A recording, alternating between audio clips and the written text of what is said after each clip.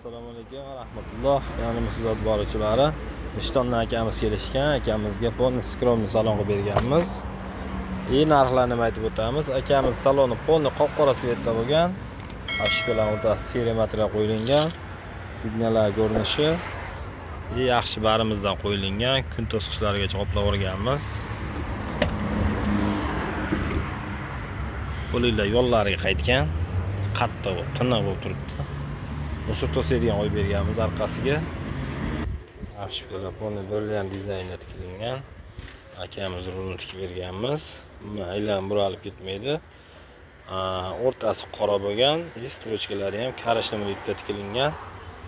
Rulimizni tikilishi, xudo xolasa, aylanib buralib ketmaydi. Rulimiz ikki koja bo'lgan.